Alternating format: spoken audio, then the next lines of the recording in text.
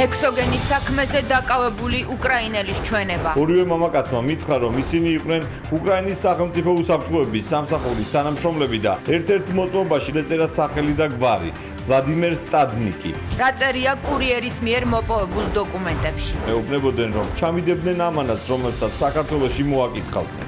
SBU-ს მოწმობები, კიევის ნომრები, ქერაწვერით მელოტი მამაკაცი. ვის გვარს ასახელებს მიხაილო სკრუპსკი. 12,000 აბი ექსტაზი ლატვიის მოქალაქის ჩანთიდან და 520 აბი სუბოტექსი ქართველი მამაკაცის სახლიდან. ასევე ნივთკისება დამოღებულია ნარკოტიკული საშუალების დაფასებისათვის საჭირო მასალები. ორი სპეცოპერაცია თბილისში. ქირიქი. ამოღებულია განსაკუთრებით დიდი ოდენობით ნარკოტიკული საშუალებები. ალიბის შექმნა შეკვეთილი სტატიებით. ბიძინა ივანიშვილის ადვოკატი გიორგი ბაჩიაშვილის ოჯახის მიერ დაწყებულ მედია კამპანიაზე. პირველ შემთხვევა არ არის, როდესაც გარდიანი აქვეყნებს შეკვეთილ სტატიას ბაჩიაშვილის მხრიდან, პირდაპირ ჩანს, რომ არის ფული გადახდილი. მიზანი ივანიშვილის დისკრედიტაცია საერთაშორისო გამოცემებში. ცდილობდა და ცდილობს, რომ როგორმე წინ აიფაროს პოლიტიკური სარჩული. რეალურად ყველამ ვიცით მისი დანაშაული. რა ფაქტობრივი შეცდომებია სტატიებში. ეთერშია კურიერი 9 საათზე. ნათია ლაზაშვილთან და დავით კაკულიასთან ერთად. თქვენ უყურებთ კურიერს 9 საათზე. დღეს 16 სექტემბერია, გიყვებით დღის მთავარ თემებს და მოვლენებს საღამოშვიდობისა. საღამოშვიდობისა. კურიერმა დღეს ჰექსოგენის საქმეზე დაკავებული უკრაინელის ჩვენება მოიპოვა. 11 სექტემბერი ქალაქი ბათუმი ბრალდებულის გამოკითხვის ოქმი. 3 საათიანი დაკითხვის შედეგად შედგენილია 7 გვერდიანი დოკუმენტი. მძღოლი მიხაილო სკრუპსკი, რომლის ავტომანქანაშიც აღმოაჩინეს 2 კილონახევარი ჰექსოგენი, დეტალურად აღწერს რა გადახდა მას ბოლო 2 თვის განმავლობაში. პირველი ზარი უკრაინული ნომრიდან, რომელიც ამჟამად გამორთულია სკრუპსკის მობილურზე ივლისში შევიდა. მას ორმა პირმა მიაკითხა თეთრი ფერის Toyota Hilux-ით, კიევის ნომრებით და SBU-ს მოწმობებით. ახსოვს მხოლოდ ერთის გვარი და სახელი ვლადიმერ სტადნიკი. 40 წლამდე ასაკის მელოტი მამაკაცი ქერაწვერით. მოგვიანებით უთხრეს, რომ გადასადანი ტვირთი ნარკოტიკი არ იყო, მაგრამ იყო ნივთიერება, რომელიც საქართველოში უნდა გადაეცა კონკრეტული პირისთვის. მიხაილო სკრუპსკის ტელეფონზე ერთი და იმავე ნომრიდან ზარი რამდენჯერმე შევიდა. ელოდებოდნენ, რომ მძღოლს შეკვეთა მიეღოს საქართველოში ტვირთის გადაზიდვაზე კომპანია ავა ტრანსისგან. ეს ტვირთი კი როგორც წესი იყო ანავეჯი ან ბოთლის საცობები. ჰექსოგენის ტრანზიტის დამკვეთებმა წინასწარ უკვე იცოდნენ, რომ სატვირთო რეისებზე მომუშავე მძღოლს ტვირთი მცხეთის ლუდის ქარხანაში ჰქონდა წასაღები. ისევ დაუკავშირდნენ, ამჯერად მივიდნენ RAV 4-ით კვლავ კიევის ნომრებით. მაზუთში ამოსული თუნუქის ქილა და მუყაოს 5 თავად ჩაუდეს მანქანაში და დაარწმუნეს, რომ იმავე შემადგენლობის ტვირთი კიდევ წავიდოდა სხვა ავტომანქანებით საქართველოს გავლით. მიხაილო სკრუპსკი ასევე წერს, რომ რუმინეთის, ბულგარეთის და თურქეთის საზღვრები უპრობლემოდ გაიარა და ტვირთი ბათუმში გადასცა მეორე უკრაინელს, რომელიც ამჟამად ასევე არის დაკავებული. მეორე დენის შურავლოვი ოპერატიული ინფორმაციით მას უნდა მიეტანა ჰექსოგენი თბილისში, კერძო დავლაბარში. ნანა გოგატაძე მოგვიყვება, რა სურათი გამოიკვეთა კურიერის მიერ მოპოვებული დაკითხვის ოქმით. კურიერის მიერ ექსკლუზიურად მოპოვებული ჩვენებით ჰექსოგენის საქმის ფარგლებში ახალი დეტალები და ახალი გარემოებები იკვეთება. ჩვენება კი ეკუთვნის ამავე საქმის ერთ-ერთ მთავარ ფიგურანტს და მოწმეს სატვირთო ავტომანქანის მძღოლს, რომელიც უკრაინიდან საქართველოში ჩამოსვლისთანავე სახელმწიფო უსაფრთხოების სამსახურის თანამშრომლებმა 11 სექტემბერს დააკავეს. 7 გვერდიანი ჩვენებით დასტურდება, რომ უკრაინიდან საქართველოში განსაკუთრებით საშიში ასაფეთქებელი ნივთიერება უკრაინის სპეცსამსახურის თანამშრომლებმა გამოგზავნეს, მათ შორის ცნობილია ერთ-ერთის ვინაობა სატვირთო ავტომანქანის მძღოლი SBU-ს თანამშრომელ ვლადიმერ სტადნიკს ასახელებს. გარდა ამისა დასტურდება ისიც, რომ უკრაინიდან საქართველოში გამოგზავნილი განსაკუთრებით საშიში ასაფეთქებელი ნივთიერების საბოლოო დანიშნულება სწორედ თბილისი ავლაბარში მდებარე ერთ-ერთი საცხოვრებელი სახლი იყო, ვინაიდან ჩვენებაში გამომძიებელს მოწმე არაერთხელ უყვება და ახსენებს, რომ წლების განმავლობაში მას ტვირთი გადაჰქონდა უკრაინიდან საქართველოს მიმართულებით. მხოლოდ და შესაბამისად SBU-ს თანამშრომლებმა კარგად იცოდნენ, რომ ტროტილზე ბევრად უფრო საშიში ასაფეთქებელი ნივთიერება ამ კონკრეტული ავტომობილით რუსეთში ვერ მოხვდებოდა. რა მიზნით გამოგზავნეს უკრაინის სპეცსამსახურის თანამშრომლებმა საქართველოში განსაკუთრებით საშიში ასაფეთქებელი ნივთიერება და აქვს თუ არა ამ საქმეს კავშირი 4 ოქტომბერს დაგეგმილ აქციასთან? ეს არის ახლა ის მთავარი შეკითხვები, რომელსაც პასუხი გამოძიებამ უნდა გასცეს.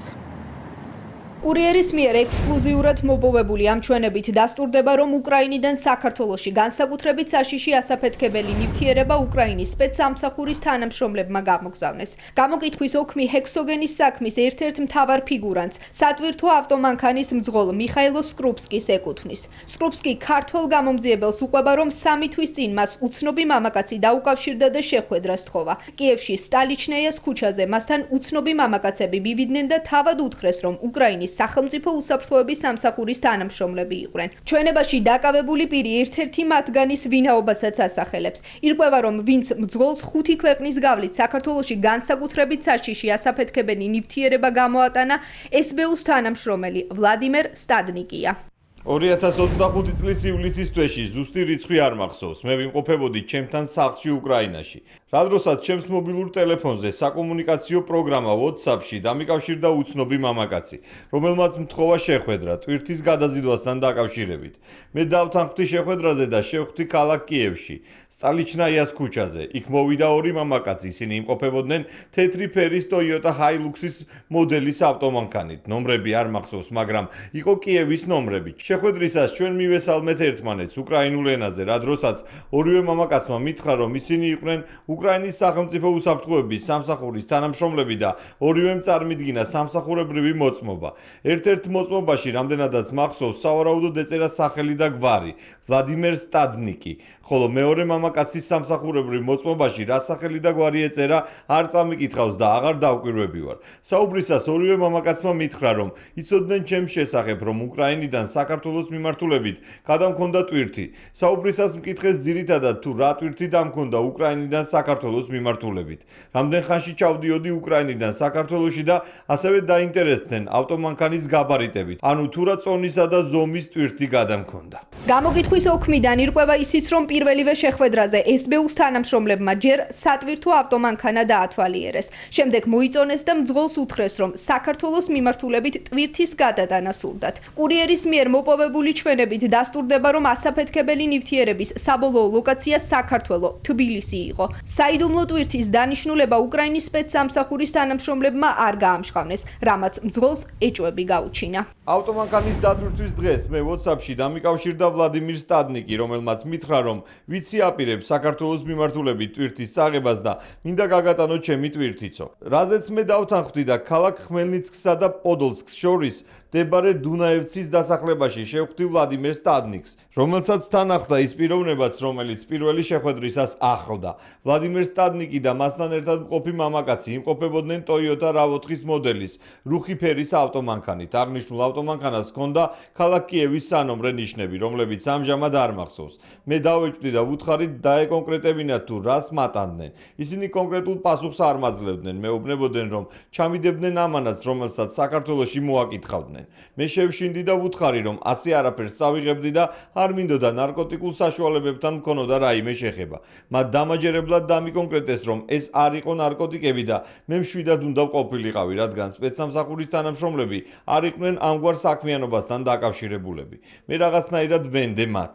ჰექსოგენის საქმესთან და ახალ გარემოებებთან დაკავშირებით დღეს კომენტარი პრემიერ-მინისტრმა გააკეთა. ირაკლი კობახიძის თქმით, შემაშფოთებელია, როცა უკრაინის ხელისუფლება საქართველოს მიმართ ასეთ დამოკიდებულებას ავლენს.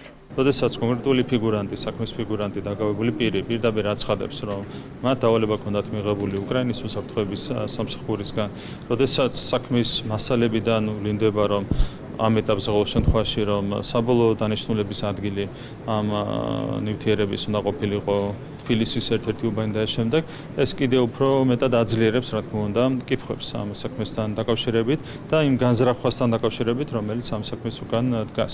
დანარჩენი უნდა გამოიწვიოს უსაფრთხოების სამსახური. ვიდრე გამოძიება დამატებით დეტალებს დაადგენს კურიერის მიერ ექსკლუზიურად მოპოვებული ჩვენებით დასტურდება ისიც, რომ უკრაინის სპეცსამსახურის თანამშრომლებმა განსაკუთრებით საშიში ასაფეთქებელი ნივთიერება ავტომანქანის ზეთად გაასაღეს. გამოკითხვის ოქმში წერია, რომ SBU-ს თანამშრომლებმა მძღოლი დაარწმუნეს, რომ ტვირთს საქართველოში იმისთვის გზავნიდნენ, რომ რუსეთში სპეცოპერაცია ობობის ქსელი 2 მოეწყოთ. თუმცა მძღოლმა ჩვენებაში არაერთხელ განმარტა, რომ ის მხოლოდ უკრაინა საქართველოს მიმართულებით გადაადგილდებოდა. ავტომანკანა Toyota RAV4-ის უკანა სალონის სავარდლიდან ვლადიმერმა და მასთან ერთად მყოფმა მამაკაცმა გამოიტანეს საშუალო ზომის მუყაოს ყუთი და ერთი ცალი რკინის 3 ლიტრიანი კილა, რომელიც გარედან დასრული იყო მაზოტით. მათ მითხრეს, რომ გამეღო ტრაილერის მისაბმელის ქვეშ მდებარე მარჯვენა და მარცხენა სათავსოების კარები და მიკონკრეტებდნენ, რომ არაფერი იყო საპრობლემო და მითხრეს, რომ ვამზადებთ რუსეთის ტერიტორიაზე პაუცინა 2-ს, ანუ ობობას ქსელ 2-ს. კიდევ იქნება შენ შემდეგ რამოდენიმე მანქანით იგივე ტვირთი საქართველოს გავლით რუსეთის მიმართულებით და ჩემამდეც გაგზავნილი იყო რამდენიმე მანქანა. მე დაახლოებით ვიეჭვე, რომ ეს იქნებოდა რაღაც ნივთები, საგნები ან დეტალები, რასაც გამოიყენებდნენ მერე რუსეთის წინააღმდეგ, თუმცა კონკრეტულად არ ვიცოდი რა იდო მასში და ვენდე როგორც ასევე უკრაინელი რიგითი მოქალაქე. მე გავაღე ორივე სათავსოს კარები, მარცხენა მხარეს დადეს რკინის 3 litrიანი კილა, ხოლო მარჯვენა მხარეს ჩადეს მუყაოს 5. აქვე მოგახსენებთ, რომ ვლადიმერ სტადნიკმა და მასთან ერთად მყოფმა მამაკაცმა მითხრეს, რომ ეს არის ავტომანქანის ზეთიო და ნუ ინერვიულებო. თუმცა ვინაიდან მე ვარ რამოდენიმე წლის გამოცდილი მძღოლი, მაშინვე მივხვდი, რომ ისინი მატანდნენ რაღაც საეჭვო ნივთს, რადგან ახსენეს რაღაცის მომზადება რუსეთის ტერიტორიაზე, ვინაიდან აღნიშნული ნივთები იყო მაზუთით გარედან დასრული, მე ისინი არ გამიხსნია. ტრაილერის მძღოლმა 5 ქვეყნის საზღვარი უპრობლემოდ გაიარა. ჩვენების ბოლოს კი ბრალდებული საქართველოში ჩამოსვლის დეტალებს იხსენებს. ყვება, რომ ჩამოსვლისთანავე SBU-ს თანამშრომელს დაურეკა ზარიდან რამდენიმე საათში კი მასთან ახალგაზრდა მამაკაცი მივიდა და უკრაინიდან ჩამოტანილი ნივთები მოსთხოვა. სწორედ ამ დროს დააკავეს ქართველმა სამართალდამცველებმა ორივე მათგანი. ქართული ნომრი, ჩავრთე ინტერნეტი და ტელეფონის ნომრიდან WhatsApp-ის საშუალებით დაუკავშირდი უკრაინაში ვლადიმერ სტადნიკს, რომელსაც უთხარი, რომ ვიმყოფებოდი უკვე საქართველოში. ვლადიმირმა მითხრა, რომ მე მოძრავა ავტომანქანით, როგორც მქონდა დაგეგმილი ქალაქ ბათუმის მიმართულებით და დამიკავშირდებოდნენ პიროვნებები, რომლებიც თავად მომძებნიდნენ. მე ვინაიდან მყავდა გაჩერებული მანქანა, ცოტა დავისვენე და არ გამიგრძელებია მოძრაობა. ზუსტი დრო არ მახსოვს, ალბათ რამდენიმე საათში ჩემთან მოვიდა ახალგაზრდა უცნობი მამაკაცი, რომელმაც მომიკაკუნა კარებზე და უკრაინულ ენაზე მომესალმა. საუბრისას მან მითხრა, რომ მოსული იყო უკრაინიდან გამოტანებული ნივთების წასაღებად. მე გავაღე ავტომანკანის მისაბმელი, ჯერ ერთ მხარეს არსებული სათავსოს კარები და აღნიშნულ მამაკაცს გადავეცი ვლადიმირის მიერ გამოტანებული ნივთი. მამაკაცმა გამომართვა ნივთი, მიბრუნდა და ფეხით დაიწყო მოძრაობა. ალბათ გაივლიდა რამდენიმე მეტრს. მე ამ დროს შემოუარე ტრაილერს, რათა ამომეღო მეორე მხარეს სათავსოში არსებული ნივთი გადასაცემად. ამ დროს აღნიშნულ მამაკაცთან და ჩემთანაც მოვიდნენ პოლიციის თანამშრომლები, ჩაატარეს ჩხრეკები და ჩვენ დაგვაკავეს. ქართული ოცნების წარმომადგენლებისთვის გასაკვირი არ არის, რომ ჰექსოგენის საქმის კვალი სწორედ უკრაინის სპეცსამსახურებამდე მივიდა. ოპოზიციაში საქმის დეტალებზე საუბარი არ სურთ. არ ვიცი ეს კონკრეტულ ფაქტთან დაკავშირებით, უსაფრთხოება და ქვეყნის რომ უნდა იყოს დაცული ეს ცხადია. საერთოდ არ არის გასაკვირი, რომ უკრაინის ხელისუფლებაში ყოფ ადამიანებს უნდათ ჩვენს ქვეყანაში უბედურების დატრიალება, იმიტომ რომ ეს არ არის 2025 წლის მოვლენა, 2022 წლიდან გვახსოვს მათივე მოწოდებები, რომ თურმე კარგი ამინდი იყო იმისათვის, რომ ტანკებით გაგვესეირნა ქართველებს ჩვენს ოკუპირებულ ტერიტორიაზე. მათ შორის მათივე მომავლის თანამდებობის პირების განცხადებები იყო, რომ ქართველები უნდა შევხიდებოდით გარდაცვლილ ხარდაზმულ და არასრულწლოვან ადამიანებში.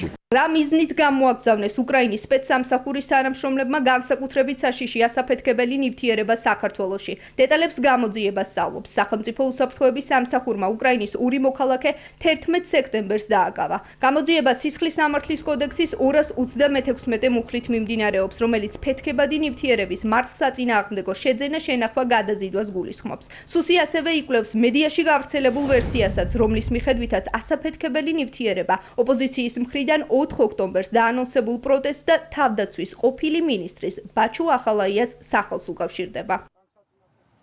უცხო ქვეყნის მოქალაქეები საქართველოში ნარკოტიკების გასაღებითაც არიან დაკავებული, განსაკუთრებით დიდი ოდენობით 12,000 აბი ექსტაზი ამოღებულია ამჯერად ლატვიის მოქალაქის ჩანთიდან. 44 წლის ევგენი კოვალენკოს სახლი თბილისის ცენტრში ჰქონდა ნაქირავები ექსტაზის გარდა მის სახლში ნაპოვნია კოკაინიც, MDMA-იც და მარიხუანაც, ასევე ფული ამერიკული დოლარის და ქართული ლარით. საქართველოში ჩამოსულ ლატვიელ ნარკორეალიზატორს 20 წლამდე პატიმრობა ემუქრება. თბილისში გუშინ კიდევ ერთი სპეცოპერაცია ჩატარდა. დაკავებულია წარსულში მრავალჯერ ნასამართლების 66 წლის ქართველი მამაკაცი. ვეძიში მდებარე საცხოვრებელი სახლის სამალავიდან ამოღებულია 520 აბი სუბოტექსი. ორივე საქმეში დევს სხვა ნივთმტკიცებების, ნარკოტიკული საშუალების დაფასოებისთვის საჭირო მასალები, ელექტროსასწორი, წებოვანი ლენტები და სავარაუდოდ ნარკოტიკის გასაღებით მიღებული დიდი რაოდენობით ფული. მასაც 260 მუხლი აქვს წაყენებული. 12,000 აბი ექსტაზი პოლიციამ დიდი ზომის ჩანთიდან ამოიღო.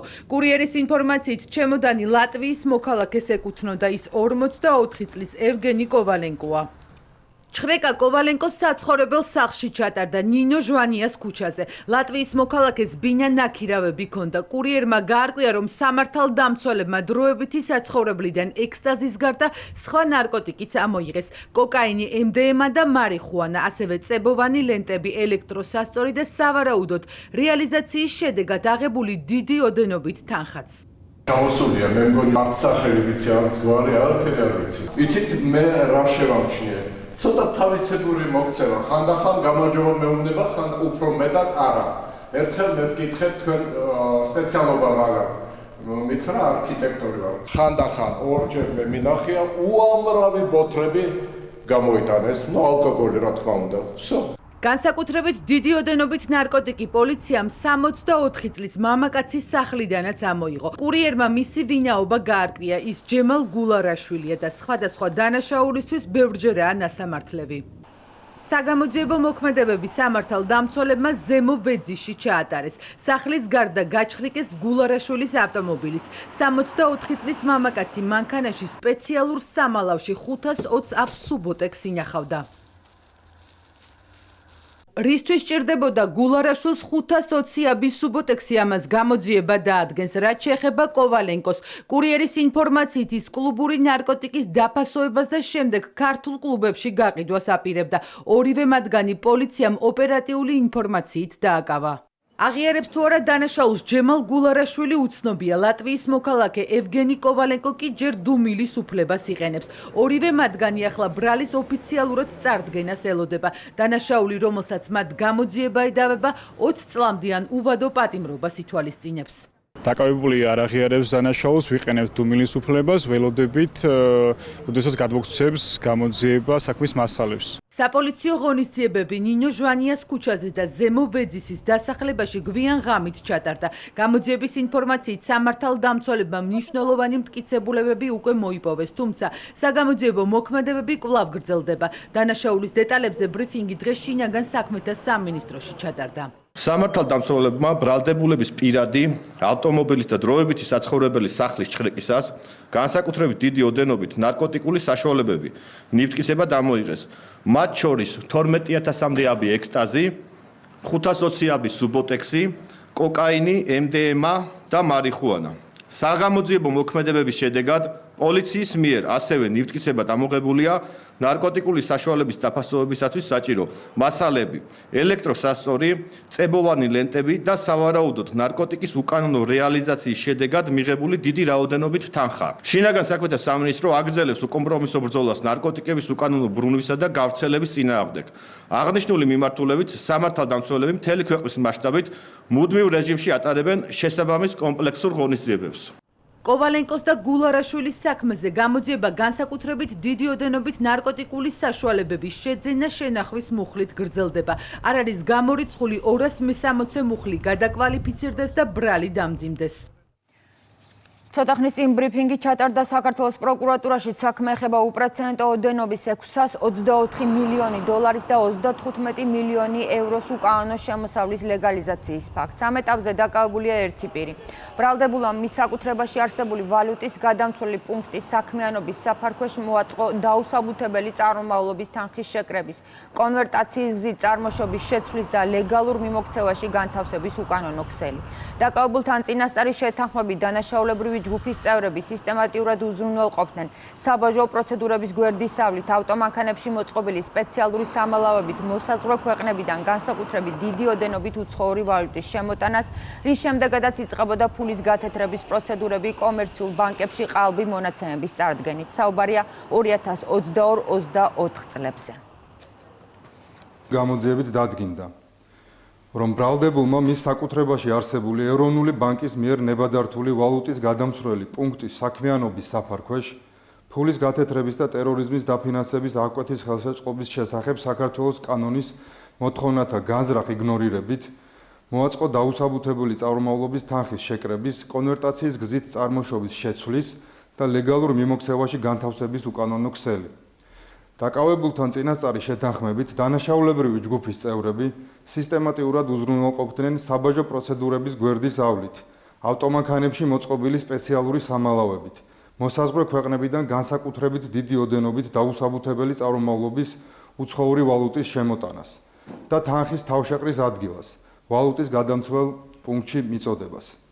ბრალდებულმა ზემოაღნიშნული გზით შეკრებილი განსაკუთრებით დიდი ოდენობით დაუსაბუთებელი წარმომავლობის უცხოური ვალუტა კანონიერი სახის მიცემის მიზნით სხვადასხვა პერიოდში საბანკო დაწესებულებებში მიიტანა, როგორც ვითომდა სავალუტო საქმიანობის ფარგლებში მიღებული კანონიერი შემოსავალი.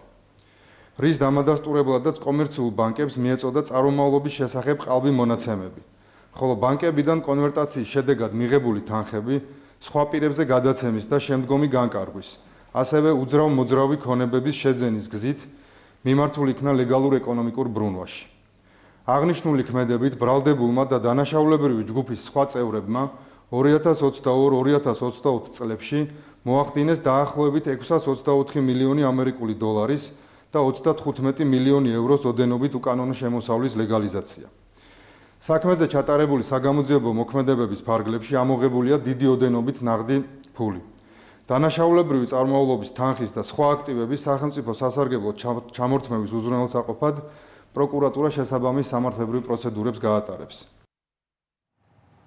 სისხლის სამართლის მუხლის ინტერპრეტაცია ადვოკატისგან ლევან ხაბეიშვილის ინტერესების დამცველი ირწმუნება, რომ ნაციონალური მოძრაობის ყოფილი თავმჯდომარისთვის წაყენებული ბრალდებები აბსურდულია, რადგან ხაბეიშვილი მშვიდობიან დამხობაზე საუბრობდა. მაშინ, როდესაც სისხლის სამართლის კოდექსი დანაშაული მხოლოდ ძალადობით დამხობის მოწოდებისთვისაა გაათვალისწინებული, მმართველი გუნდი ადვოკატს манипуляციურ განცხადებაში ადანაშაულებს და აცხადებს, რომ გიორგი კონდახაშვილი დეზინფორმაციის გავრცელებით არის დაკავებული. რა წერია 317 მუხლში. სისხლის სამართლის ეს კოდექსი ითვალისწინებს მოწოდებას საქართველოს კონსტიტუციური წყობილების ძალადობის შეცვლისკენ ან სახელმწიფო ხელისუფლების დამხობისკენ. მმართველი პარტია აქცენტს აკეთებს, რომ ტერმინი ძალადობა კონსტიტუციური წყობილების ძალადობის შეცვლისკენ მოწოდების კონტექსტშია გამოყენებული. ხაბეიშვილს კი ედავებიან ხელისუფლების დამხობისკენ მოწოდებას, რაც მან არაერთხელ გააკეთა სხვადასხვა ეთერით. ნაციონალების ყოფილი თავმჯდომარისთვის წაყენებულ ბრალდებაში პირდაპირ წერია სახელმწიფო ხელისუფლების დამხობის მოწოდება. ამ წინადადებასთან არც სიტყვა მშვიდობიანი და არც სიტყვა ძალადობრივი არ არის თანდართული. სადმე წერია სახელმწიფო ხელისუფლების დამხობასთან ძალადობრივი, ან მშვიდობიანი, ან ლამაზი, ან მაღალფარდოვანი. იურიდიულ საკითხთა კომიტეტის თავმჯდომარე სისხლის სამართლის კოდექსის 317 მუხლის შინაარსს განმარტავს, ანუ ლევან ხაბეიშვილის ბრალს. საქვეყნოდ მოწოდება საქართველოს კონსტიტუციური წყობილების ძალადობით შეცვლისკენ, ან სახელმწიფო ხელისუფლების დამხობისკენ, ამავე მიზნით შეიარაღებისკენ მოწოდება 3 წლამდე თავისუფლების აღკვეთით ისჯება. პროკურატურა პოლიტიკოს სწორედ დამხობისკენ მოწოდებებს ედავება, რაც დაცვის მხარის მტკიცებით აბსურდული ბრალდებაა. ადვოკატი ირწმუნება, რომ ხაბეიშვილი მშვიდობიან დამხობას ახსენებდა. კოდექსით კი მხოლოდ ძალადობით დამხობისკენ მოწოდება ისჯება. მართულ გუნდში ამბობენ, რომ ტერმინი ძალადობით დამხობა კანონში საერთოდ არ წერია და ადვოკატი დეზინფორმაციას მიზანმიმართულად ავრცელებს. პირდაპირ მითებულა სახელმწიფო ხელისუფლების დამხობისკენ საჯაროდ მოწოდება. საჯაროდ მოუწოდა თუ არა ლევან ხაბეიშვილმა დამხობისკენ, თავიცი ასობით ადამიანს თუ რამდენი ადამიანს უყურებდა მის ეთერებს იქნება თუ სოციალურ ქსელს. რა თქმა უნდა გააკეთა. ეხლა დღესთვის ადვოკატის პოზიციას რა თქმა უნდა მან უნდა დაიცვას თავისი დაცვის ქვეშ ყოფილ დამხობას. წინ თუ ბოლოში რა სიტყვაც არ უნდა მიუწეროს, დამხობა არის დამხობა და დამხობა დანაშაულია. ადვოკატი აღიარებს, რომ კანონში ძალადობით დამხობა არ წერია, თუმცა ამტკიცებს, რომ ის, რაც არ წერია, იგულისხმება და რაც იგულისხმება, იმას სიტყვა მშვიდობიანი გამორიცხავს. გიორგი კონდახიშვილი იმეორებს, რომ ხაბეიშვილი მხოლოდ არაძალადობრივ დამხობას ახსენებდა და ეს დასჯადი არ უნდა იყოს. მიუხედავად იმისა, რომ კოდექსის მიხედვით თავისუფლების აღსაკვეთად მხოლოდ დამხობისკენ მოწოდებაც საკმარისია. საჯაროდ მოწოდების დროს უნდა იგულისხმებოდეს ხელისუფლების ძალადობის გზით დამხობა. ლევანის მიერ მოწოდება არ გულისხმობდა ძალადობის გზით დამხობას. ზოგადად დამხობისკენ მისგან საჯარო მოწოდება უკვე ითვალისწინებს თავისუფლების აღკვეთას, ხო? დამხობა გულისხმობს ძალადობას დისპოზიციიდან გამომდინარე. კანონში ასე არ წერია. კანონში წერია მოწოდება ხელისუფლების დამხობისკენ. კონსტიტუციური წყობილებისკენ ძალადობრივი მოწოდება ან და ხელისუფლების დამხობისკენ მოწოდება. და აი ეს ხელისუფლების დამხობისკენ მოწოდება მხოლოდ მაშინ შეიძლება ჩაითვალოს აღნიშნული მუხლის დანაშაულად, კიდევ ერთხელ გიდასტურებთ, თუ კი აქ იგულისხმება ძალადობრივ გზით ხელისუფლების დამხობა. რასაც ადვოკატი სამართლებრივ არგუმენტად იყენებს, პოლიტიკურად ეყრდნობა ნაციონალური მოძრაობაც. ხაბეიშვილის პარტიაში აცხადებენ, რომ მათ ყოფილ თავმჯდომარეს სასჯელისგან სიტყვა მშვიდობიანი ათავისუფლებს. დამხობა თუ ვიხმართ მარტო ერთ სიტყვას, ამაში იგულისხმება ძალადობრივი მოქმედება, მაგრამ თუ ამას დააყოლებთ წინ, რომ არაძალადობრივი მშვიდობიანი დამხობა, ეს უკვე ბუნებრივია, აღარ მოიცავს იმ პუნქტს სისხლის სამართლის კოდექსში განსაზღვრულს. ტერმინებით სპეკულირება ხაბეიშვილს სასჯელს ვერ აარიდებს, აცხადებენ მმართველ გუნდში. ქართული ოცნება ოპონენტებს მიუთითებს, რომ დამხობისკენ მოწოდება მისი განსაზღვრების მიუხედავად უკვე დასჯადია. ისეთი სიტყვებით манипуლირება კი როგორც ეგრეთ წოდებული მშვიდობიანი დამხობა და რევოლუცია მას უდანაშაულოდ ვერ წარმოაჩენს. საბავშვო ბაღი არ არის და ბაღში არავინ არ არის და ყველა ძალიან კარგად ერკვევა ვირას გულისხმობს. ხაბეიშვილს, ნაციონალურ მოძრაობას და მათ კოჰორტას გაცხადებული აქვთ, რომ ისინი უარს ამბობენ დემოკრატიული გზით ხელისუფლებისთვის ბრძოლაზე. მათი ერთადერთი გზა არის არადემოკრატიული, ძალადობრივი შეცვლა ხელისუფლების. რაც არ უნდა ლამაზ სიტყვებს ამოეფარონ, რაც არ უნდა სცადონ სიტყვებით манипуლაციებით საკუთარი ქმედებების გამართლება, ფაქტი ერთია. ეს ადამიანი და მისი კოლეგები მოუწოდებდნენ საზოგადოებას სახელმწიფოს ხელისუფლების დამხობისკენ. და რა არის სახელმწიფო ხელისუფლების დამხობა? რა შედეგები მოიტანა ხელისუფლების დამხობამ?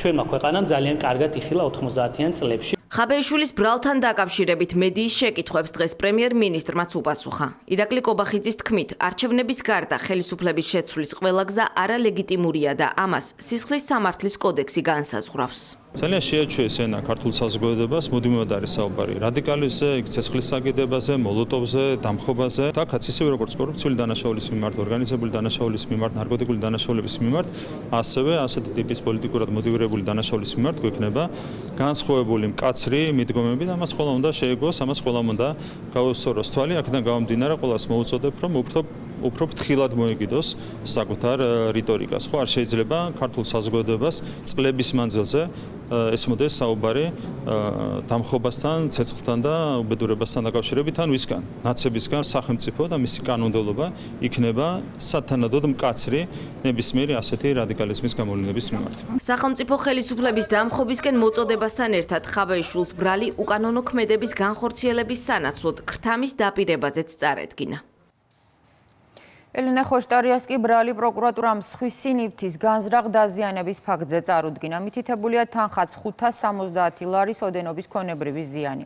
დროას ლიდერი ამ დრომდე ზაჰესის წინასწარი დაკავების იზოლატორში რჩება. მან უარი თქვა ადვოკატზე, შესაბამისად უცნობია, გადაიხდის თუ არა ხოშტარია გირაოს თუ გამოძიება ამას მოითხოვს, რადგან წარდგენილი მუხლით პატიმრობა არ არის გათვალისწინებული. დღესვე ცნობილი გახდა, რომ ოპოზიციონერ ლიდერს დაკავებამდე მასპინძლობდა ნიდერლანდების დიპლომატიური მისიის ხელმძღვანელი.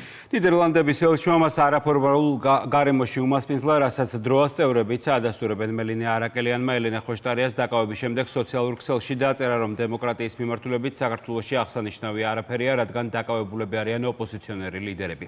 შედეგად ნიდერლანდების ელჩი კიდევ ერთი დიპლომატი გახდა, რომელსაც მმართველი პარტია ვენის კონვენციის დარღვევასა და რადიკალიზმის წახალისებაში ადანაშაულებს. ნიდერლანდების სამეფო საელჩოს დღეს კურიერმაც მიმართა წერილობითი შეკითხვით, თუმცა რუსთავიორს ამ დრომდე არ მიუღია პასუხი.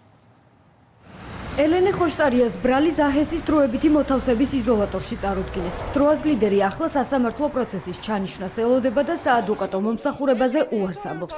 ისევ უპასუხოდ რჩება კითხვა, გადაიხდის თუ არა გირაოს ოპოზიციონერი. არ გქონია დღეს გირაოს დამსჯელობა, იმიტომ რომ ჩვენ არ ვიცით როგორც გითხარით რა მოთხოვნა აქვს პროკურატურას შუამდგომლობის შინაარსსაც და განზრახვებსაც არ ვიცნობთ. ელენე ხოშტარიას პროკურატურამ ბრალი დღის მეორე ნახევარში წარუდგინა. უწყების ინფორმაციით ოპოზიციონერმა ქართული ოცნების საარჩევნო შტაბზე განთავსებული 3 ბანერი განზრახ დააზიანა.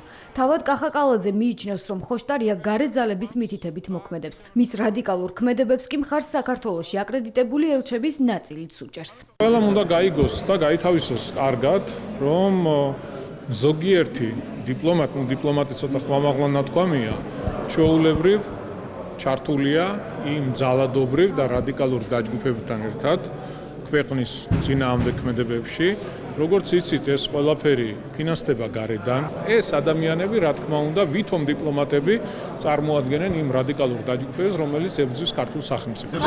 დაკავებამდე რამდენიმე საათით ადრე ელენე ხოშტარიას შეხვედრა სწორედ დიპლომატიური კორპუსის წარმომადგენელთან ჰქონდა. გავრცელებული ინფორმაციით ნიდერლანდების ელჩმა ოპოზიციონერს არაფორმალურ გარემოში თავის საცხოვრებელ რეზიდენციაში უმასპინძლა. ფაქტს ადასტურებენ ხოშტარიას თანაპარტიელები, თუმცა ამტკიცებენ, რომ შეხვედრა საელჩოში შედგა. საუბრის თემას კი არ აკონკრეტებენ. შეხვედრა შედგა საელჩოში, რაც შეეხება შეხვედრის დეტალებს, რა თქმა უნდა, ამაზე საუბარს არ ვაპირებ. შეთანხმებული პროტოკოლური შეხვედრა იყო, რომელიც რამოდენიმე დღით ადრე იყო დაგეგმილი და შეხვდა ჩვენი პარტნიორი ქვეყნის ელჩი და სხვა პოლიტიკოსების ხელმძღვანელები. ჩვენც ვაპირებთ, მეც ვაპირებ უახლოეს პერიოდში რამოდენიმე ელჩთან ჰქონდეს კომუნიკაცია და შეხვედრა. ნიდერლანდების ელჩის ელენე ხოშტარიასთან არაფორმალურ შეხვედრას პრემიერ-მინისტრი რადიკალიზმის მორიგ წახალისება დაფასებს. პარლამენტის თავმჯდომარე კი დიპლომატის მხრიდან ვენის კონვენციის კიდევ ერთხელ დარღვევაზე მიუთითებს. რამდენჯერ უნდა ვახსენოთ ვენის კონვენცია და შევახსენოთ საქართველოში აკრედიტებულ დიპლომატებს, რომ პოლიტიკაში ჩარევის უფლება მას არ აქვს. ეს არის გამოუგნებელი, როდესაც უცხო ქვეყნის აკრედიტებული დიპლომატი ექსტრემის პოლიტიკოს არაფორმალურ გარემოში მას შემდეგ რაც მან ჩაიდინა პოლიტიკურად მოტივირებული დანაშაული ხდება ქმედებები ახალისებს ექსტრემის საქართველოში. არ ვიცი ასეთი რავალი აქვს რუს ხალხს ელენე ხოშტარიას მიმართ, რომ ყოველთვე მილიონობით რუბლი ერიცხება. თავად ელენე ხოშტარიას ამტკიცებს, რომ რუსეთი არ იცავს ხელშეკრულებებს, არ უნდა ენდო. როგორც ჩანს, ერთადერთი ვის მიმართაც ხელშეკრულებებს იცავენ არის ხოშტარიას ოჯახი. რაც შეეხება ჰოლანდიის ნიდერლანდების ელჩის შეხვედრას ხოშტარიასთან, ეს არის სხვა არაფერი თუ არა რადიკალიზმის მორიგი წახალისება, ეს არის რა თქმა უნდა ვენის კონვენციის უხეში დარღვევა, ეს არის პირდაპირი ჩარევა დემოკრატიულ არჩევნებში. რა თქმა უნდა, ელჩები ასე არ უნდა იქცეოდნენ, არ ეკადრება არც ერთ ელჩს ასეთი საქციელი. რატომ შეხვდა ოპოზიციის ლიდერს ელჩი არაფორმალურ გარემოში და რა იყო საუბრის მთავარი თემა? ამ კითხვებით კურიერმა ნიდერლანდების საელჩოს ოფიციალური წერილით მიმართა და პასუხს ელოდება. კიდევ ერთი ელჩი, რომელსაც საქართველოს ხელისუფლება პრეტენზიებს უყენებს, პაվել ჰერჩინსკი, ევროკავშირის მისიის ხელმძღვანელი, მჭიდროდ თანამშრომლობს სოლიდარობის ფონდ PL საქართველოსთან და ხვდება კიდეც მის წევრს, რომელიც გამოირჩევა სიძულვილი სენით. ამავე დროს ამ კონკრეტული NGO-ს საქმიანობის შესწავლა მიმდინარეობს ანტიკორუფციულ ბიუროში. არასამთავრობო ორგანიზაცია პოლონეთის მიერ ფინანსდება და უარს ამბობს ფარას ქართულ ანალოგში რეგისტრაციაზე. ანტიკორუფციული ბიურო არასამთავრობო ორგანიზაციის საქმიანობას ორი მიმართულებით სწავლობს. აქვს თუ არა სოლიდარობის ფონდ PL საქართველოს მთავრობის თანხმობა უცხოური გრანტის მისაღება და ასევე იხარჯება თუ არა მიზნობრივად უცხოეთიდან ჩარიცხული თანხები. ქართული ოცნება ევროკავშირის ელჩს საქართველოში რადიკალიზმის წახალისებაში სდებს ბრალს და აცხადებს, რომ ევროპელი გადამხდელების ფული სწორედ ასეთი პროცესების და ამ პროცესებში ჩართული აქტივისტების მხარდაჭერას ხმარდება. კითხვა არის მარტივი. აპირებს თუ არა ის გააგრძელოს იმ ადამიანის დაფინანსება ევროკავშირის მოქალაქეების ფულით, რომელიც მოუწოდებს პოლიტიკური მკვლელობისკენ და ქილიკობს ადამიანის სიკვდილს. პარლამენტის თავმჯდომარის ადრესატი ევროკავშირის ელჩი პაվել ჰერჩინსკია, სპიკერი დიპლომატისგან ითხოვს განმარტოს. აპირებს თუ არა გაემიჯნოს აქტივისტს, რომელიც სიძულვილი სენისა და რადიკალური შინაარსის განცხადებებით გამოირჩევა. საუბარია ანანო ცინცაბაძეზე, რომელიც სოლიდარობის ფონდ PL საქართველოს წარმოადგენს. პოლონეთის მთავრობის მიერ დაფინანსებული ორგანიზაციის წევრებს პაվել ჰერჩინსკი რამდენიმე დღის წინ გურიაში შეხვდა. ფოტოები კი სოციალურ ქსელში თავად ანანო ცინცაბაძემაც გაავრცელა. შეიძლება ევროკავშირის ელჩმა არ იცოდა, რომ ის აფინანსებს ადამიანს, რომელიც მოუწოდეს პოლიტიკური მკვლელობისკენ, მაგრამ ხომ გაიგო უკვე რამდენიმე დღეა და იმ განცხადებებზე ალბათ უარესი არის ის დუმილი, რომელიც ჩვენ პაվել ჰერჩინსკისგან, რომელსაც ჩვენ პაվել ჰერჩინსკისგან ხედავთ. საქართველოს არ არის დაბალი ღობე არავისთვის, მათ შორის არც ევროკავშირისთვის. აქვს თუ არა სოლიდარობის ფონდ PL საქართველოს უცხოური გრანტის მისაღებად საქართველოს მთავრობის თანხმობა და იხარჯება თუ არა პოლონეთის მთავრობის მიერ გამოყოფილი თანხა მიზნობრივად. ორგანიზაციის საქმიანობის შესწავლა ანტიკორუფციულმა ბიურომ უკვე დაიწყო. ადმინისტრაციული საქმის წარმოების ფარგლებში საჭირო ინფორმაციის წარმოსადგენად კი PL საქართველოს ვადა კვირის ბოლომდე განესაზღვრა. თუ გამოიკვეთა რომ მიღებული გრანტი არის საქართველოს მთავრობის თანხმობის გარეშე მიღებული, სასამართლოთი შესაბამისი სანქციები არის გათვალისწინებული. თუ გამოიკვეთა რომ მიღებული გრანტი ხმარდება კონკრეტულ აქტივობებს, რომელიც შესაძლებელია იყოს პოლიტიკური აქტივობა, ბიურო ვალდებულია დაავალდებულოს ორგანიზაცია, რომ კონკრეტული გრანტი დაარეგისტრიროს ფარაში. აპირებს თუ არა პიელ საქართველოს ანტიკორუფციულ ბიუროსთან თანამშრომლობას განმარტება დღეს არც ორგანიზაციას და არც მის წევრ ანანო ცინცაბაძეს გაუკეთებია. ფონდის წარმომადგენელმა კურიერს მხოლოდ გუშინ დაუდასტურა, რომ ორგანიზაცია უარს ამბობს გამჭვირვალობის რეესტრში რეგისტრაციაზე და ამ გადაწყვეტილებას სწორად მიიჩნევს. თუ არ არის რეგისტრირებული, მაშინ ჩემი აზრით არ უნდა იყოს რეგისტრირებული. ორგანიზაციის მხრიდან გამჭვირვალობის რეესტრში რეგისტრაციაზე უარი პრობლემას არ წარმოადგენს ოპოზიციისთვის. ხელისუფლების ოპონენტებისთვის კითხვებს არც პაվել ჰერჩინსკისა და აქტივისტების შეხვედრები აჩენს.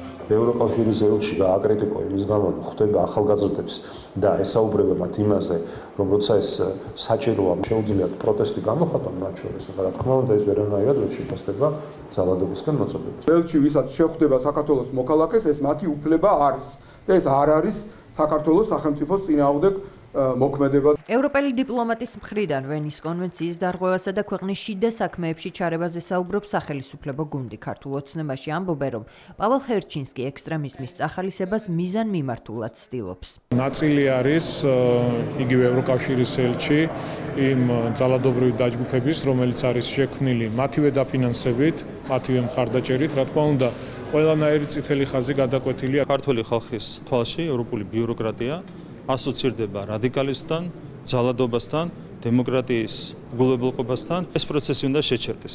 ამისათვის მნიშვნელოვანია, რომ ელჩები იქცეოდნენ პირველ რიგში კეთილსინდისიერად, იქცეოდნენ ვენის კონვენციის შესაბამისად. არ შეიძლება ევროპელი ელჩები თავს წარმოაჩენდნენ ქართული საზოგადოების წინაშე, როგორც სიძულვილის ელჩები. ეს უარყოფითად აისახება ევროკავშირის იმიჯზე საქართველოში.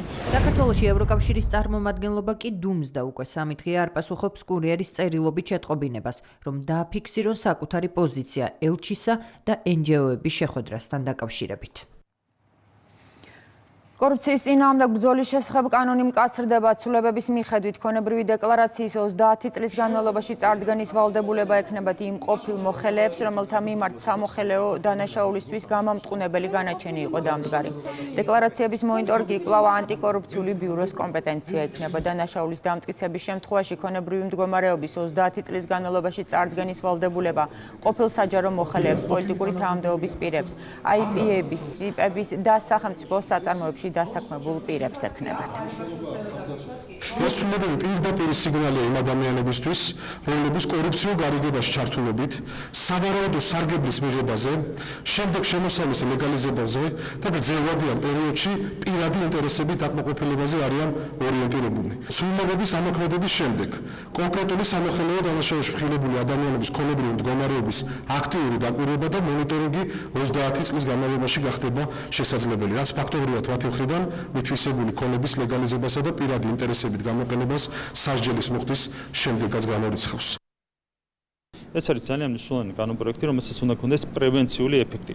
როდესაც საჯარო მოსამსახურე, მათ შორის პოლიტიკოსი, ჩადის კორუფციულ დანაშაულს, მას უნდა ახსოვდეს, რომ ვერ შემოიფარგლება მხოლოდ კონკრეტული ვადით, დაუშვათ რაღაცა სავარაუდო პატიმრობის მოხდით, მას დაჭირდება დიდი ხნის განმავლობაში საკუთარი სახსრების დეკლარირება და გაუჭირდება შესაბამისად მობარული ფულის გამოყენება. მე პირდაპირ ვიყავი ჩართული ამ ინიციატივის მომზადებაში.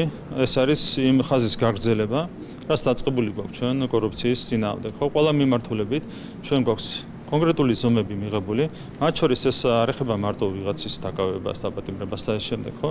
მაგალითად, თუ ჩვენ თლიანად გავასაჯაროეთ მთავრობის გადაწყვეტილები, ნებისმიერ ადამიანს შეუძლია გაეცნოს 10,000-ობით აქტს, რომელიც ქვეყნდება, თუ ერთ აქტში მაინც, აი წელიწადნახევრის განმავლობაში 10,000-ობით აქტია გამოქვეყნებული, თუ ერთ აქტში მაინც ნახავენ კორუფციის ნიშნებს, შეუძლიათ დასვან კითხვები და მიიღებენ შესაბამის პასუხებს.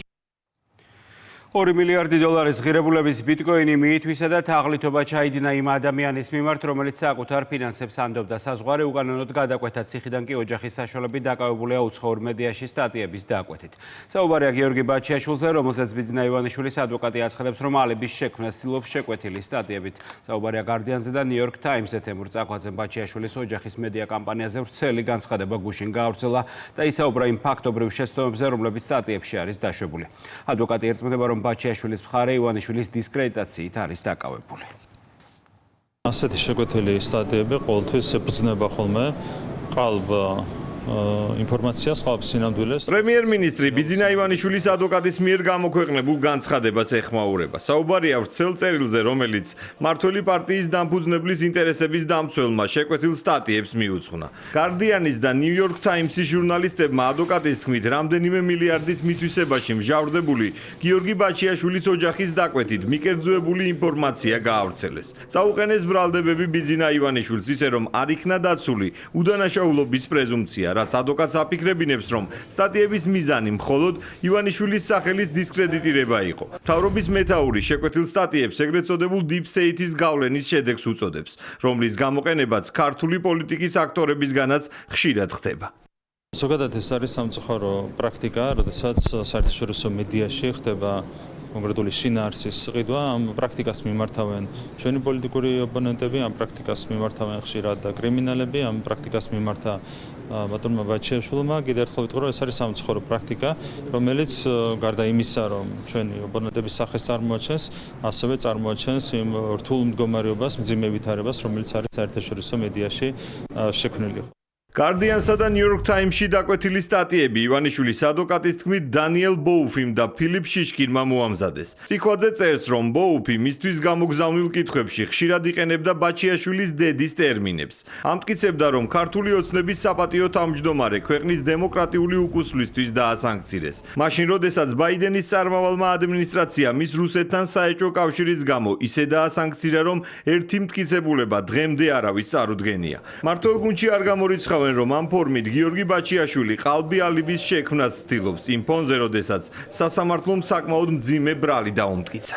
ცდილობდა და ცდილობს, რომ როგორმე წინ აიფაროს ეს პოლიტიკური სარჩული, ვითომ პოლიტიკური სარჩულით არის დაკავებული და ასე შემდეგ. რეალურად ყველამ ვიცით მისი დანაშაული, რეალურად ეს ყველასათვის ცხადი და ცნობილი არის, ასე რომ მე არც სტატიები მიგვირს შეკვეთილი. ბატონ ბიძინა ივანიშვილის მიმართ, რომ წლებია უკვე ხორციელდება მსგავსი ტიპის მიდგომა, ეს არ ახალია. ეს არის უბრალოდ ერთ-ერთი გამოვლინება აი ამ პროცესის, რომ ისევ რაღაც რუსებთან იარლიყების მიწებებით, ტყუილების გავრცელებით მოახდინონ მისი დისკრედიტაცია და მისდამი ზოგიერთი სახელმწიფოს მხრიდან უსამართლო პოლიტიკის გამართლება. 2 მილიარდის ღირებულების ბიტკოინის მითვისებაში მსჯავრდებული ბაჩიაშვილი ივანიშვილისა და ქართული მართლმსაჯულების დისკრედიტირებას ცდილობს. ასეთია საპარლამენტო უმრავლესობის პოზიცია. პარლამენტის სპიკერმა დღეს ბაჩიაშვილის მხრიდან საპროტესტო აქციების დაფინანსებაც გაიხსენა და თქვა, რომ საერთაშორისო მედია ყალბი ალიბის შექმნის ნაცვლად ობიექტურობის დადგენაზე უნდა ზრუნავდეს. როგორც ვთქვი, პირველ შემთხვევა არ არის, როდესაც გარდიანი აქვეყნებს შეკვეთილ სტატიას, აშკარად შეკვეთილ სტატიას ბაჩიაშვილის მხრიდან. რა ვიცი, ეს კიდევ ერთხელ აჩვენებს თუ რა მდგომარეობა არის მედიაში, ევროპაში, რაც მართლაც სავალალო არის ამ მხრივ, როდესაც პირდაპირ ჩანს, რომ არის ფული გადახდილი სტატიაში და მისი გამჟღავნება არ ხდება, შესაბამისად ეს არის კორუფციის ერთ-ერთი მაჩვენებელი. ბრიტანულ და ამერიკულ პრესაში გამოქვეყნებულ შეკვეთილ სტატიებზე ვრცელი წერილი ბიძინა ივანიშვილის ადვოკატმა გუშინ გამოაქვეყნა. მედიაში მასალები მიმდინარე წლის სექტემბერში დაიბეჭდა, რომელშიც თემურ წიხვაძის თქმით, ჟურნალისტური სტანდარტები უხეშად დაირღვა და ჟურნალისტებმა ცალმხრივად მისი მარწმუნებლის დისკრედიტირებას სცადეს. 30 წლიანი ოცნება ახდენილია საკუთარი ბინა ახალსაცხოვრებელ კორპუსში დღეს აფხაზეთიდან იძულებით გადაადგილებულ კიდევ 720 ოჯახს გადაეცა. ქუთაისში ნიკეას ქუჩაზე სპეციალურად დევნილებისთვის 3 ახალი საცხოვრებელი კორპუსი, სპორტული და საბავშვო მოედანი აშენდა. ბინები აფხაზეთიდან იძულებით გადაადგილებულ პირებს პრემიერ-მინისტრმა გადასცა და განაცხადა, რომ დევნილებისთვის ღირსეული პირობების შექმნა ქართული ოცნების ხელისუფლების ერთ-ერთი მთავარი პრიორიტეტია. 2012 წლიდან დღემდე საკუთრებაში სახლები და ბინები 39,000 ოჯახმა მიიღო.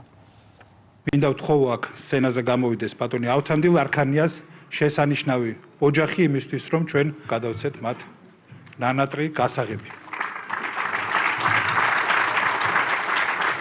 ავთანდილ არქანიას მსგავსად 700 დევნილ ოჯახს დღეიდან ახალი მისამართი აქვს. მათ საცხოვრებელი სახლის გასაღები უკვე გადაეცათ. ქუთაისში ნიკეას ქუჩაზე 3 კორპუსის სამშენებლო და სარემონტო სამუშაოები კომპანია ანაგმა განახორციელა. პროექტის ღირებულება 77 მილიონ ლარს აჭარბებს. საცხოვრებელი კორპუსების ეზოში მოეწყო სტადიონი, ბავშვთა გასართობი მოედანი და სავარჯიშო სივრცე. ბინების გადაცემასთან დაკავშირებით გამართულ ღონისძიებაზე პრემიერმა აქცენტი ბოლო წლებში ხელისუფლების მხრიდან დევნილი ოჯახების მიმართ არსებულ მიდგომებზე გააკეთა. ეს ნაბიჯი ასახავს დამოკიდებულებას, რომელსაც ამჟღავნებს ჩვენი ხელისუფლება. იყო დრო, როდესაც ადამიანს და მის ღირსებას არ ჰქონდა არავითარი ფასი, ასეთი იყო ხელისუფლების დამოკიდებულება და ეს დამოკიდებულება რადიკალურად შეიცვალა 2012 წლის შემდეგ და დღეს ხელისუფლების პირობებში ადამიანი არის მთავარი ზრუნვის საგანი. რაც შეეხება კონკრეტულად განსახლების საკითხებს, ამ მიმართულებითაც რადიკალურად შეიცვალა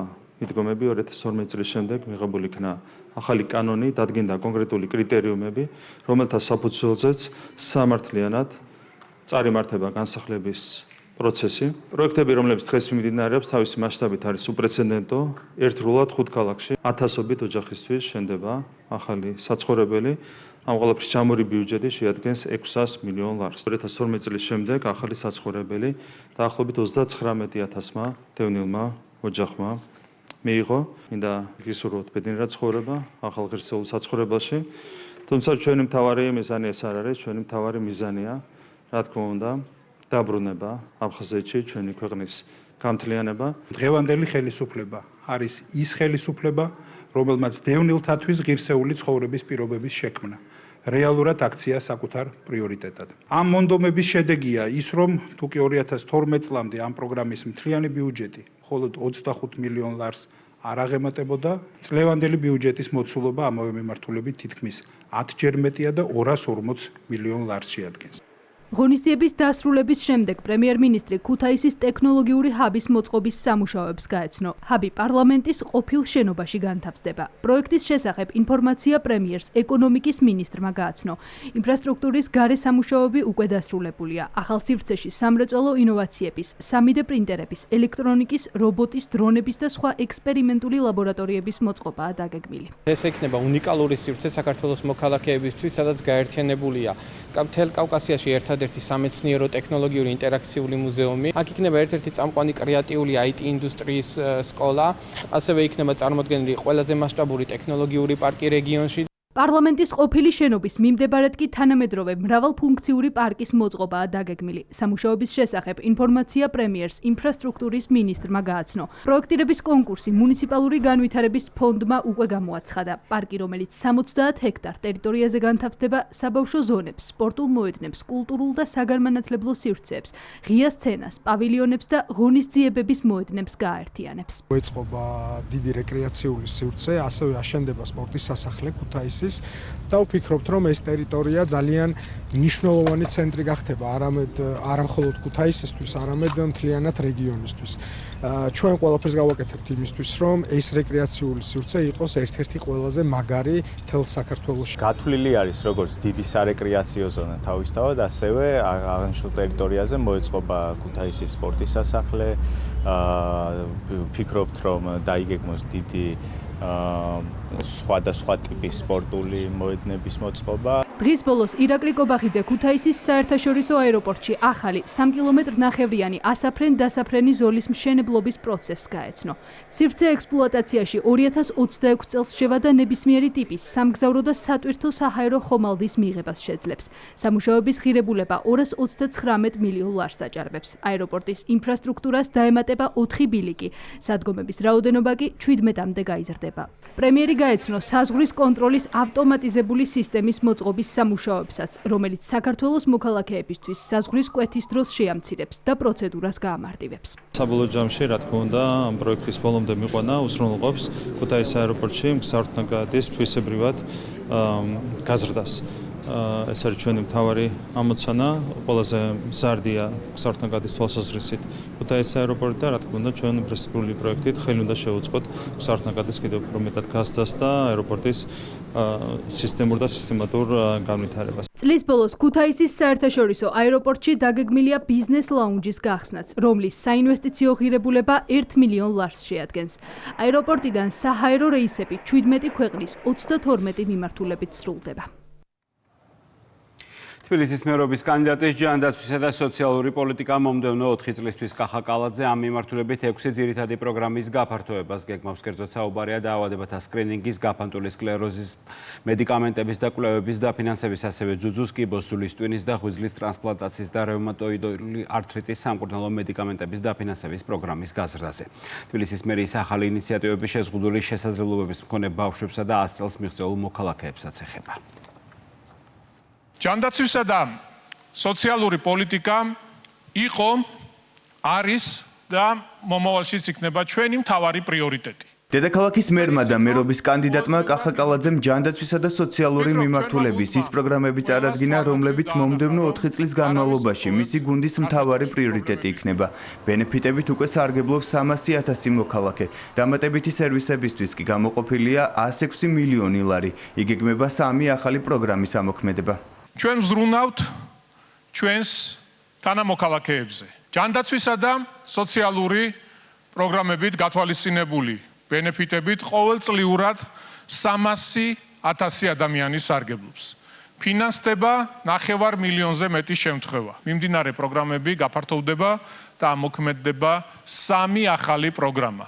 ესენია: ადრეულ ეტაპზე კიბოს სადიაგნოსტიკო კვლევების დაფინანსების პროგრამა, ფილტვის კიბოს სკრინინგის დაფინანსების პროგრამა და ფარისებრი ჯირკვლის რადიო იოდოთერაპიის დაფინანსების პროგრამა. დღევანდელ პრეზენტაციაზე ისაუბრეს როგორც სამოავლო გეგმებზე, ასევე მიმდინარე პროგრამებში განხორციელებულ ცვლილებებზე. დაავადებათა სკრინინგის პროგრამაში კვლევითი მეთოდების დამატება იგეგმება. ასევე გაფართოვდება მედიკამენტების მიწოდების პროგრამაც. თბილისის მერიას სოციალური პროგრამის მიმართულებითაც აქვს სიახლეები. შეზღუდული შესაძლებლობების მქონე ბავშვებს და მოზარდებს ეძლებათ საკურორტო ვაუჩერები. ჩვენ გეგმავთ, რომ საკურორტო ვაუჩერის ოდენობა თანხა გაიზარდოს, გავზარდეთ ის ერთჯერადი დახმარება, წახალისება, რომელსაც ჩვენ ვაძლევთ 100 წელ მიღწეულ თბილისელებს. ეს თანხა იყო 1000 ლარი და უკვე გახდა 10,000 ლარი. ასევე იგეგმება გაზდა სოციალურად დაუცველი მქონე უსინათლო პირების დახმარების პროგრამის ვაუჩერის გაზდა. ყველა მუნიციპალურ უწყებაში ყველგან მოქმედებს სუბსიდირების პროგრამა. ჩვენ შევიმუშავეთ სტუდენტების დახმარების პროგრამა. ეს პროგრამა დაიწყო სოციალურად დაუცველი სტუდენტებისთვის, თუმცა დაემატა ასევე შეზღუდულ შესაძლებლობებთან მქონე სტუდენტები და დაემატა სტუდენტები მრავალშვილიანი ოჯახებიდან. ჯანმრთელობისა და სოციალური პროგრამის განვითარების მნიშვნელობაზე საუბრობენ საერთაშორისო ორგანიზაციებისა და სამედიცინო დაწესებულებების წარმომადგენლებიც, რომლებიც აღნიშნავენ, რომ ინიციატივები მოქალაქეთა ცხოვრების ხარისხის გაუმჯობესებას ემსახურება. სოციალური და ჯანდაცვის პროგრამები ეს ის მიმართულებაა, რომლებიც არა მხოლოდ ბენეფიციარებზე ორიენტირებული, ეს მთლიანად ყველა მოქალაქეს ეხება და მათ კეთილდღეობაზე ძალიან კარგ შედეგებს იძლევა. ჯანდაცვაზე ხელმისაწვდომობას აქვს ძალიან დიდი მნიშვნელობა მოსახლეობისთვის. ის პროგრამები, რომელსაც თბილისის მერი ახორციელებს წლების განმავლობაში და რაც დაანონსა, რომ განახორციელებს, არის კრიტიკულად მნიშვნელოვანი თბილისის მოქალაქეებისთვის, მით უმეტეს თუ გავითვალისწინებთ, რომ ონკოდაავადებების ტვირთი წლიდან წლამდე იზრდება, ეს ყველაფერი კი, რა თქმა უნდა, ამ ადამიანების კეთილდღეობას მოხმარდება. პროგრამის წარდგენას ესწრებოდნენ აღმასრულებელი და საკანონმდებლო ხელისუფლების წარმომადგენლები. შალო პაპუაშვილის თქმით, თბილისის მერიის მთავარი პრიორიტეტი მოქალაქეებზე ზრუნვა. გრძელდება კახა კალაძის მხრიდან ერთის მხრივ თბილისის მოქალაქეებისთვის იმ შედეგების წარდგენა, რაც 4 წლის განმავლობაში რაღაც მიაღწია, როგორც მერმა და სამომავლო გეგმების შეთავაზება. ერთ-ერთი მთავარი პრიორიტეტი არის ზრუნვა თანამოქალაქეების ჯანმრთელობაზე, მათ სოციალურ პირობებზე. ჯანდაცვისა და სოციალური პოლიტიკის მიმართულებით დაგეგმილი და მიმდინარე პროექტები კახი კალაძემ დედაქალაქის მოსახლეობას დღეს გააცნო. ქალაქი ღაზა ცეცხლის ალშია გახვეული ისრაელის თავდაცვის ძალებმა პალესტინური ანკლავის სრული ოკუპაცია სახმელეთო ჯარების ტანკების, артиლერიისა და ავიაციის გამოყენებით დაიწყეს. სახალის სამიზნეა ნებისმიერი მაღალი შენობა, რომელიც შესაძლოა ჰამასმა არმიის გადაადგილებისთვის ან თავდასხმებისთვის გამოიყენოს. ღაზაზე შეტევამდე სახალმა ადგილობრივებს ევაკუაციისკენ მოუწოდა, თუმცა დასახლებული პუნქტის დატოვება მხოლოდ 300,000 ადამიანმა შეძლო. რეალურად კი საბრძოლო ზონაში კიდევ ასეულობით 1000 ადამიანია დარჩენილი. ისრაელის სამხედრო ოპერაცია ღაზაზე სრული კონტროლის დასამყარებლად შეერთებული შტატების სახელმწიფო მდივნის ისრაელში ვიზიტს დაემთხვა. მარკო რუბიომ კატარში გაფრენამდე ჰამას კიდევ ერთი ულტიმატუმი წაუყენა და განაცხადა, რომ ძევლების დაბრუნებასთან დაკავშირებით შეთანხმების მისაღწევად ტერორისტულ ორგანიზაციას მაქსიმუმ 1 კვირა აქვს დარჩენილი. ისრაელის დღევანდელ იერიშებს კი როგორც მინიმუმ 27 ადამიანი ემსხვერპლა, ასობით დაჭრილი არის გამოც გაეროს სპეციალურმა კომისიამ თელ-ავივი გენოციდში დაადანაშაულა, რასაც ნეთანიაჰუს მთავრობის მხრიდან მწვავე კრიტიკა მოჰყვა. ისრაელის შეიარაღებული ძალების 5 დივიზია ღაზაში გვიან ღამით შევიდა. სამხედროებმა ქალაქის ცენტრალური ნაწილი დაიკავეს და ტერიტორია საბრძოლო მოქმედებების აქტიურ ზონად გამოაცხადეს. სახალმა სახმელეთო ოპერაციის დაწყების მიზეზად ტერორისტულ ორგანიზაცია ჰამასთან მიმდინარე ომში ისრაელის მიზნების მიღწევა და ისრაელელი მძევლების დაბრუნება დაასახელა. ჰამასი უნდა განიარაღდეს და მძევლები გაათავისუფლოს. წინააღმდეგ შემთხვევაში ღაზა განადგურდება. სურს ქალაქ ღაზაზე კონტროლი დავამყაროთ, რადგან დღეს ის ჰამასის მმართველობის მთავარი სიმბოლოა. ისრაელის შეიარაღებული ძალების წარმომადგენლები მედიასთან განმარტავენ, რომ გასულ კვირას ღაზას ტერიტორიაზე 850 ტერორისტულ სამიზნეს დაარტყეს. მათივე შეფასებით, ქალაქში ჰამასის 2000-დან 3000-მდე მებრძოლი რჩება. საბრძოლო მოქმედებების გამო ქალაქი უკვე დატოვა 100,000-ობით ადამიანმა. დარჩენილ მოსახლეობას ტერიტორიის სასწრაფო დატოვებისკენ ახლაც მოუწოდებენ. მოსახლეობის ნაწილი ამ დრომდე ქალაქში რჩება. CNN-ის ინფორმაციით, ბოლო 24 საათის განმავლობაში დარტყმებს 37 ადამიანი ემსხვერპლა. არიან დაშავებულებიც. ამაღამ ძლიერი დაბომბვა იყო და დასახმარებლად ადგილზე მისვლაც გაგვიჭირდა. ძალიან ბევრი დაღუპული და დაშავებული გამოვიყვანეთ. სიტუაცია ძალიან რთულია. ისრაელის მიერ ღაზაში წარმოებულ მოქმედებებს გაეროს სპეციალურმა კომისიამ გენოციდის კვალიფიკაცია მისცა. დღეს ჩვენ რეალურ დროში ვხედავთ, როგორ ირღვევა და გამოცდას გადის მსოფლიოს თვალში დაპირება, აღარასოდეს. ღაზაში მიმდინარე გენოციდი წარმოადგენს მორალურ სკანდალს და იურიდიულ საგანგებო მდგომარეობას. გაეროს წევრმა სახელმწიფოებმა უნდა იმოქმედონ ახლა. ყველა სახელმწიფოს ვალდებულებაა გამოიყენოს მის ხელთ არსებული ნებისმიერი საშუალება, რათა აღკვეთოს გენოციდის ჩადენა. გაეროს ექსპერტების ანგარიშს უკვე გაეცნენ ისრაელში. ქვეყნის ხელისუფლება გენოციდის ბრალდებას უარყოფს და აცხადებს, რომ ის ტერორისტული ორგანიზაციის ჰამასის გავრცელებულ სიცრუეს ეფუძნება. ისრაელი კატეგორიულად უარყოფს ამ საგამოძიებო კომისიის მიერ გამოქვეყნებულ ცილისმწამებლურ ანგარიშს. მტკიცებები ეფუძნება მცდარ სტატისტიკას, უსაფუძვლო აპოკალიფსურ პროგნოზებს, სუსტ მონაცემებს, დაუდასტურებელი და გადაუმოწმებელი მტკიცებულებების შერევას. ისრაელის საერთაშორისო სამართლის ერთგული რჩება. ახლო აღმოსავლეთში ვითარების ესკალაციის პარალელურად რეგიონში ამერიკის შეერთებული შტატების სახელმწიფო მდივნის ვიზიტი მიმდინარეობს. მარკო რუბიო ისრაელის სტუმრობის შემდეგ ყატარში გაემგზავრა, სადაც ისრაელს და ტერორისტულ ორგანიზაცია ჰამას შორის წარმოებულ სამშვიდობო მოლაპარაკებებში ჩართულ მხარეებთან მოლაპარაკებებს გამართავს. ასეთი იყო დღევანდელი დღე 16 სექტემბერი და კურიერი 9 საათზე. რამდენიმე წუთში რუსთავი 2-ის ეთერ შეფების ლიგა განაგრძობს. ჩვენ კი დღეს ამ თვალსაჩინო მუშაობას და ხვალამდე გემშვიდობით ნახვამდის.